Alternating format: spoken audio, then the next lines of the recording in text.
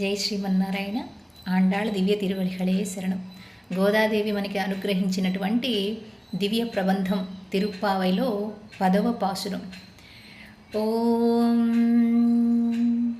నీళాతుంగస్తనగిరితటీ సుప్తముద్బోధ్య కృష్ణం పారార్థ్యం స్వం శృతిశతశిరసిధమధ్యాపయంతి స్వోచ్ఛిష్టాయాం స్రజనిగళితం యా బలాత్కృత్య భుంక్తే గోదా తస్యై నమ ఇదమిదం భూయ ఏవాస్తు భూయః భూయ ఏవాస్తు భూయః.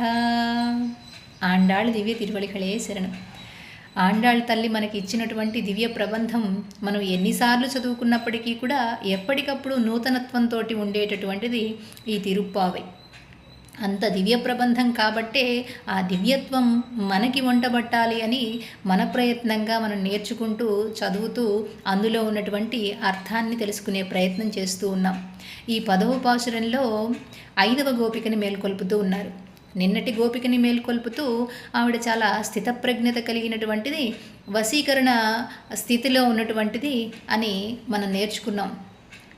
ఈనాటి గోపిక మరి అంతకు మించినటువంటి జ్ఞానం సంపద కలిగినటువంటిది కావడం చేత వీళ్ళందరూ కూడా ఆ గోపికని మేల్కొల్పుతూ, నిన్నటి గోపిక ఏదైతే ఎత్తైన భవనంలో మణులతో పొదగబడినటువంటి భవనంలో ఉంది అని చెప్పిందో, తూమణి మాణత్తు సుత్తుమని, ఆ మణి అంటే నవవిధ సంబంధాలు అని చెప్పింది మన ఆండాళ్ తల్లి. ఈనాటి పాసురంలో ఈ గోపికని మేల్కొల్పుతూ కుంభకరణం అంటోంది. మనకి తెలిసినటువంటి అర్థం ఏమిటో, ఇందులో ఉన్నటువంటి విశేష అర్థం ఏమిటో మనం తెలుసుకునే ప్రయత్నం చేద్దాం. ఇంకా ఆలస్యం చేయకుండా పాసురంలోనికి ప్రవేశిద్దాం. జై శ్రీమన్నారాయణ. ఓం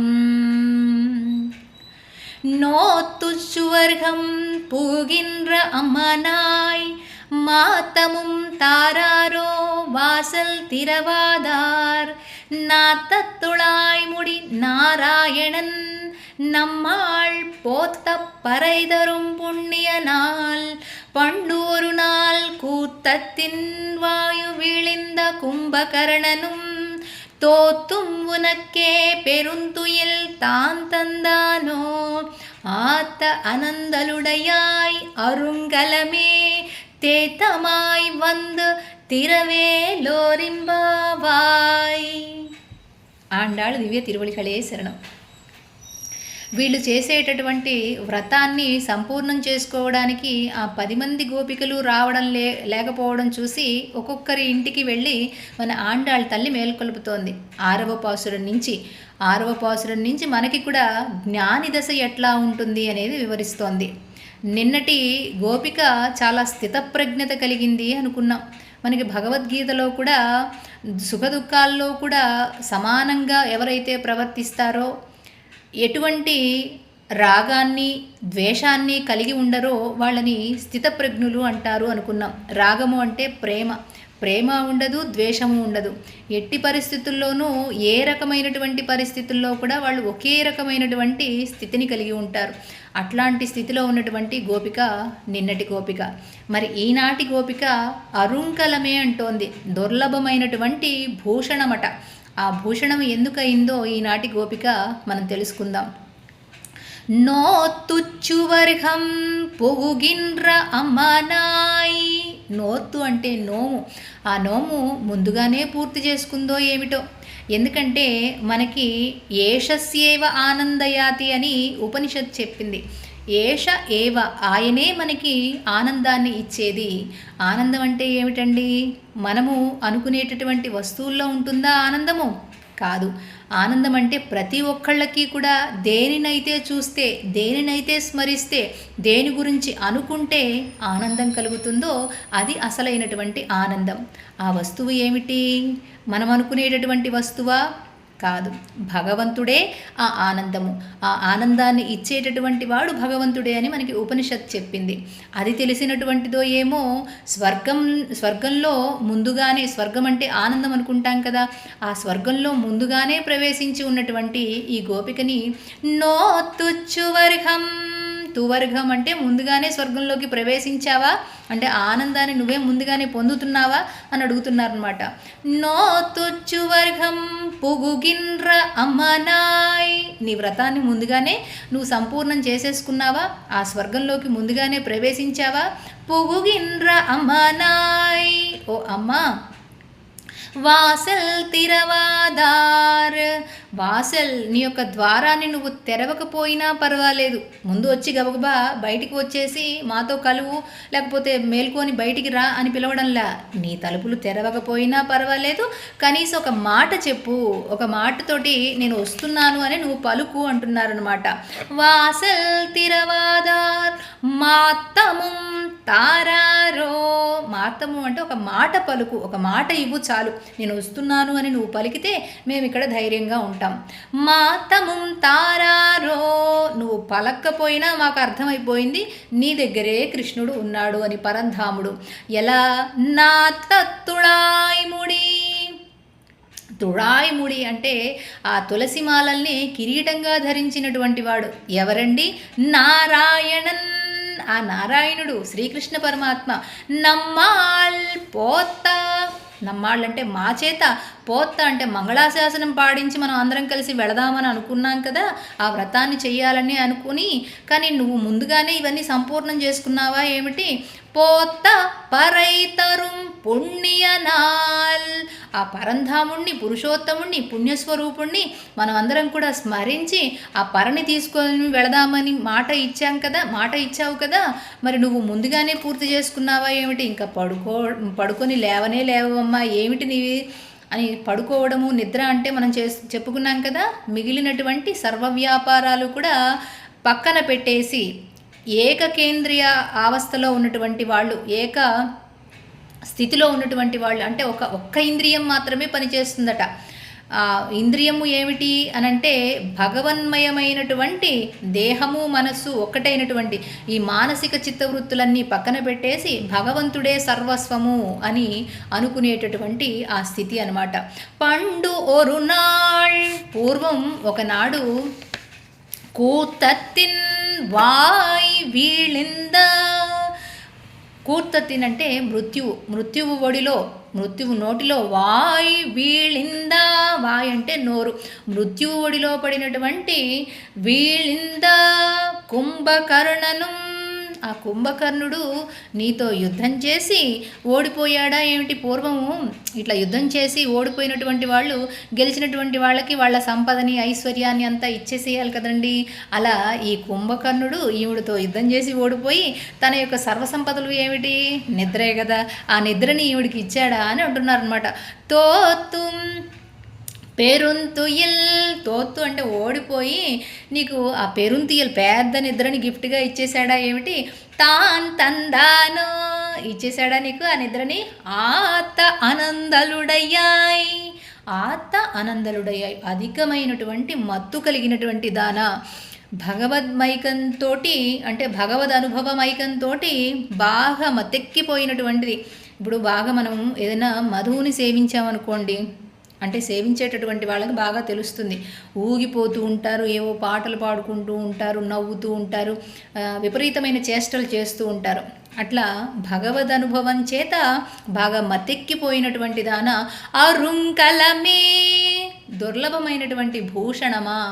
తేతమాయ్ వందు, నువ్వు కాస్త తేరుకొని బయటికి వచ్చి తలుపు తెరవవలసింది. తిరా ఏలోరింబావాయ్, వచ్చి మన వ్రతాన్ని సంపూర్ణం చేయవలసింది. ఇట్లా మనం చేసుకోవాలి అనుకున్నా కూడా నువ్వు ఇంకా నిద్రలోనే ఉండడం అది భావ్యం కాదు అని మేల్కొల్పుతున్నారనమాట ఈ గోపికని. దుర్లభమైనటువంటి భూషణమా అంటున్నారు. అందున కుంభకర్ణనుమని, కుంభకర్ణుడితోటి పోలవడం ఏమిటండి, జ్ఞాని అంటున్నారు. మరి అంత జ్ఞాన సంపద కలిగినటువంటి వాళ్ళు. కుంభకర్ణుడు అంటే రాక్షసుడు కదా, రావణాసురుడి సోదరుడు కదా, అతనికి తెలిసింది తిండి నిద్ర తప్ప మరి ఏమీ తెలియదు కదా. ఈ రెండు కూడా మనము తమో గుణానికి సంబంధించినవిగా మనం అనుకుంటూ ఉంటాం కదా. మరి అలాంటప్పుడు జ్ఞాని దశ ఎట్లా అయింది అది అనే సందేహం మనకి రావచ్చు. అయితే ఇందులో ఉన్నటువంటి పరమార్థం మనం అనుకునేటటువంటి కుంభకర్ణుడు కాదండి. ఆ అర్వంలో ద్రవిడ భాషలో కుంభ అంటే కుండ అని అర్థం. కరణం అంటే సంభవుడు. కుంభ సంభవుడు ఎవరు అంటే అగస్త్య మహర్షి. అగస్త్య మహర్షితోటి పోలుస్తోంది ఈనాటి గోపికని. ఏమిటి అగస్త్యుని యొక్క అంత గొప్పదనం అంటే ఆయన 3 విషయాలలో చాలా ఉత్తమోత్తమైనటువంటి ఉత్కృష్టమైనటువంటి స్థితిలో ఉన్నటువంటి వారట. ఎవరు అంటే ఈ అగస్త్యుడు ఏం చేశారు ఆయన అంటే వింధ్య పర్వతాన్ని తన యొక్క అహంకారాన్ని అంతా కూడా తగ్గించి అణచివేశారట. ఎప్పుడు ఎట్లా అనంటే పూర్వం ఒకనాడు ఉత్తర దిక్కున పార్వతీ కళ్యాణం జరుగుతూ ఉంటే అందరూ కూడా ఆ కళ్యాణం చూడటానికి మహాపురుషులందరూ కూడా ఒక పక్కకే వచ్చి మరి ఉత్తర దిక్కును జరుగుతోంది కాబట్టి అందరూ కూడా ఉత్తర దిక్కుకు వెళ్ళి వీక్షించడం కోసం అందరూ వెళ్ళిపోయారట. వారి యొక్క శక్తికి ఆ బరువుకి ఒక పక్కకి వంగిపోయిందిట వింధ్య పర్వతం. ఇంకా మన అగస్త్య మహర్షి ఏదైతే వంగిపోయినటువంటి వైపుకు కాకుండా దక్షిణ దిక్కుకు వెళ్ళి అక్కడ నిలబడ్డాడట. అప్పుడు ఈ వింధ్య పర్వతం సమానం అయిపోయింది. సరే ఇలా సమానం చేసిన తర్వాత ఇంకా పైకి ఎదుక్కుంటూ వెళ్ళిపోయిందిట. పైకి ఎగురుతూ వెళ్ళేసరికి సూర్యుడి యొక్క గమనానికి ఆటంకం అయిపోయింది. ఆ సూర్యగమనానికి ఆటంకం అయిపోయేసరికి ఏం చెయ్యాలి? అప్పుడు కాలచక్రం కదండి, మరి సూర్యగమనానికి అడ్డం వస్తే ఎట్లా? సృష్టి అంతా కూడా తల్లకిందులైపోదు. అప్పుడు ఈ అగస్త్య మహర్షి వింధ్యా తగ్గు అని ఆ అహంకారాన్ని అంతా కూడా అణిచివేసినటువంటి వాడు, అంత మహానుభావుడైనటువంటి వాడు అగస్త్యుడు. అంత గొప్ప మహర్షితోటి పోలుస్తోంది మన ఆండాళ్ళ తల్లి. ఇంకా రెండోది ఆయన చేసినటువంటిది ఏమిటి అంటే ఈ వేదసారాన్ని అంటే వేద సాగరముని ఓం కేశవాయ స్వాహ అని ఒక్క గుక్కలో తాకేసినటువంటి అంత జ్ఞానం కలిగినటువంటి జ్ఞాన సాగరుడు ఈ అగస్త్య మహర్షి. ఇక మూడవది ఏమిటంటే వాతాపి ఇల్వలుడు అనేటటువంటి రాక్షస సంహారం చేసినటువంటి వాడు. ఎవరి వాతాపి ఇల్వలుడు అంటే పూర్వము వీళ్ళు రాక్షసులైనప్పటికీ కూడా ఋషుల వేషంలో ఉండి ఒకడేమో జంతువుగా మారటం, ఈ వాతాపి అన్నవాడు జంతువుగా మారటం, రెండోది ఇల్వలుడు అన్నవాడు ఈ జంతువుని కోసి వాళ్ళందరికీ కూడా వంట చేసి భోజనాలు పెట్టి ఆ ఋషులకి మునులకి వీళ్ళందరికీ కూడా భోజనంగా పెడుతూ ఉండేవాట. వీళ్ళందరూ తిన్న తర్వాత ఇంకా ఈ ఇల్వలుడేమో వాతాపి అని పిలవగానే వీళ్ళ పొట్టలన్నీ కూడా చీల్చుకొని బయటకు వస్తూ ఉండేవాట. అట్లా చాలామంది చనిపోతూ ఉండేవాళ్ళు, ఋషులు మునులు కూడా చనిపోతూ ఉండేసరికి అందరూ కలిసి ఈయన అగస్త్య మహర్షి దగ్గరికి వెళ్ళి ప్రార్థించారు, అయ్యా స్వామి మమ్మల్ని రక్షించవలసింది అని. ఈయన తెలివిగల సంపన్నుడు కాబట్టి ఈయన ఏం చేశాడు, మామూలుగా ఈయన కూడా వెళ్ళి భోజనానికి ఎప్పుడైతే అట్లాగే జరిగిందో తినేశారు. తినటం అయితే తినేశారు కానీ ఆ లోపల ఉన్నటువంటి వాతాపిని పొట్ట చవురుకుంటూ జీర్ణం వాతాభిజీర్ణం అనేశారట. ఆ లోపలే ఆ వాతాపి చనిపోయాడు. ఇక బయట ఉన్నటువంటి ఇల్వలుడిని కూడా సంహరించాడు. అట్లా వాతాపి ఇల్వలుడు అనేటటువంటి 2 రాక్షసుల్ని సంహరించినటువంటి మృత్యువుని జయించినటువంటి వాడు అంత గొప్పవాడు అగస్త్య మహర్షి అని ఆయనతోటి పోలుస్తోంది మన ఆండాళ్ళ తల్లి. మనలో కూడా ఇప్పుడు అగస్త్యుడు అనంటే అఘము అంటే పాపము, వింధ్య పర్వతం యొక్క గర్వాన్ని అణిచేశారన్నారు కదా.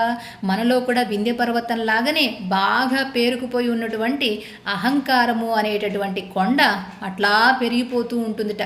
ఆ పాపాన్ని అఘముని తొలగించేటటువంటి వాడు, ఆ పాప సంహారం చేసేటటువంటి వాడు అగస్త్యుడు అని ఇంత గొప్పవాడు అవ్వడం చేత, అందులోనూ ఆయన ద్రవిడ భాషకి ప్రవక్త, అంతటి మహర్షుని యొక్క అనుగ్రహము ఆండాళ్ళ తల్లిపై ఉండడం వల్ల ఏమో ఇంత గొప్ప దివ్య ప్రబంధాన్ని మనకి అనుగ్రహించింది. ఇంతటి మహర్షులైనటువంటి వాళ్ళ యొక్క జ్ఞానాన్ని మనకి అందిస్తూ ఆండాళ్ళ తల్లి ముందుకు తీసుకువెళుతూ ఉంది ఈ వ్రతాన్ని. జై శ్రీమన్నారాయణ. ఆండాళ్ దివ్య తిరువళిகளே శరణం.